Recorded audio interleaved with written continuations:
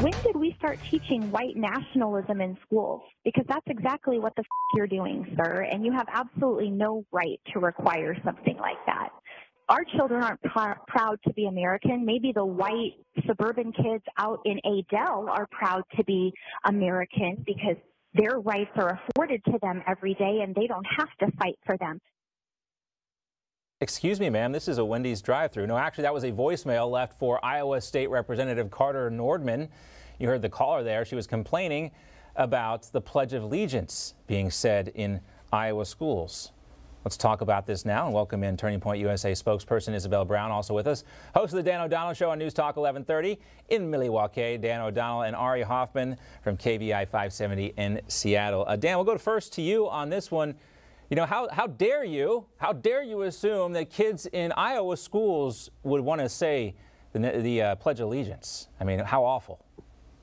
Well, it's amazing, John. She actually goes on in that voicemail, which runs for about 2 minutes, to say that only blonde-haired, blue-eyed kids have the full rights that America affords. I've got black hair and brown eyes. Does that mean I don't get the full complement of rights? Look, this is the exact same mentality that we were making fun of right around the 4th of July when New York Times writer Mara Gay said she was terrified by driving around Long Island and seeing people flying the American flag. This is unhinged in the extreme, and it just speaks to the level to which basic patriotism that generations past just took for granted no longer exists among the American left. I'm still a little skeptical. Part of me thinks, Isabel, this is not a real phone call. You know, Ari might remember the Jerky Boys, maybe something like that for like a political day. I still, Isabel, cannot believe this is a real phone call.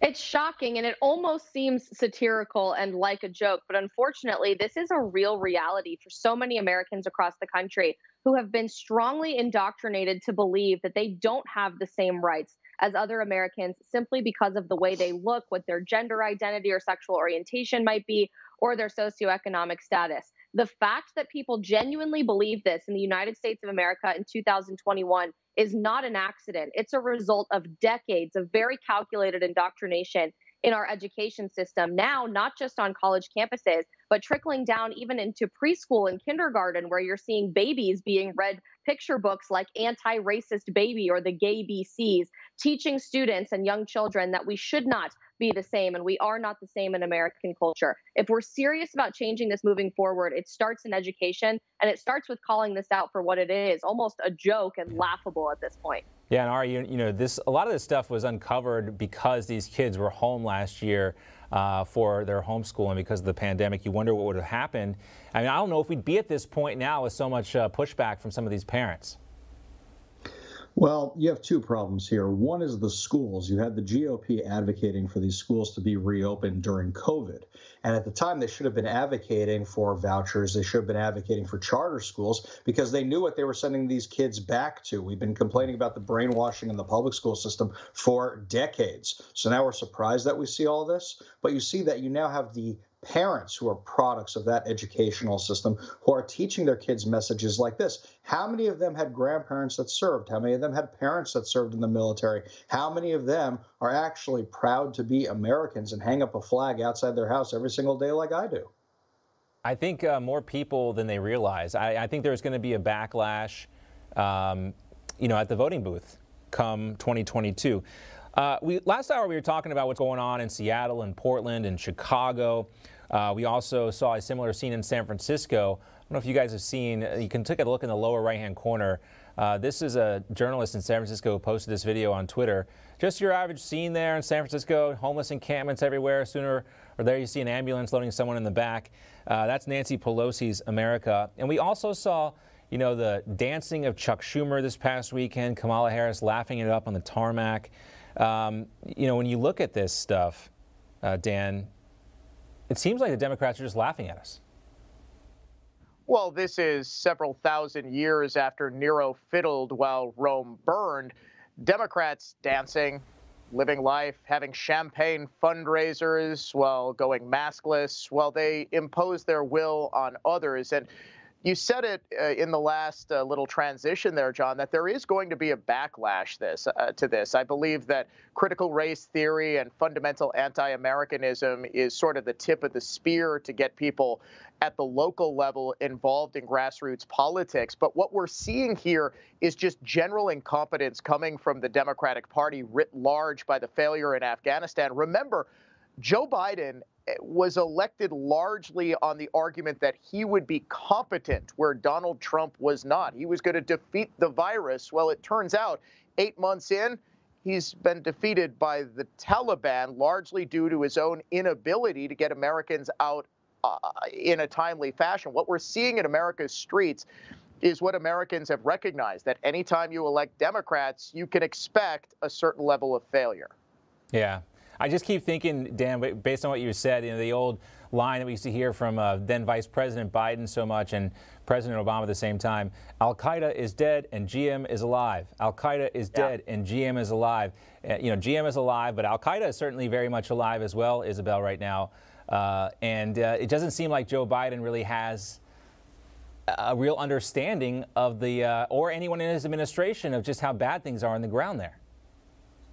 I have to slightly disagree with you here, Dan, and I think we all agree on this panel that our current president is incompetent with his leadership. But when it comes to congressional Democrats and Nancy Pelosi in particular, I don't believe this is driven by incompetence. I believe there is a full understanding of the actions of many of our politicians on the far left. They understand that they are putting themselves in a much different class than the American people, and they genuinely consider themselves superior to the people that they were elected to govern.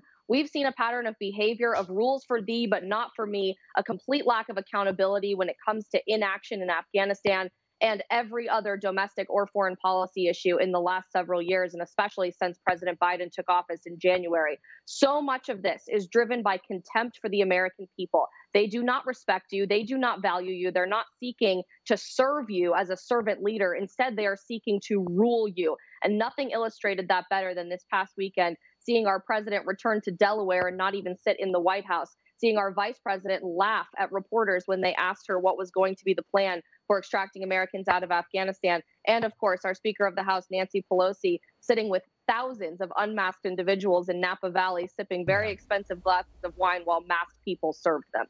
Yeah, and to Isabel's point there, I think there's kind of like a middle ground between what Dan and Isabel are saying in that some of it is intentional, and it's intentional because they are trying to pander to this far left base. And you see Chuck Schumer dancing. He's so concerned, Ari, about Alexandria Ocasio-Cortez challenging him from the left for his Senate seat that he cherishes so much that he's willing to basically just degrade himself to that degree.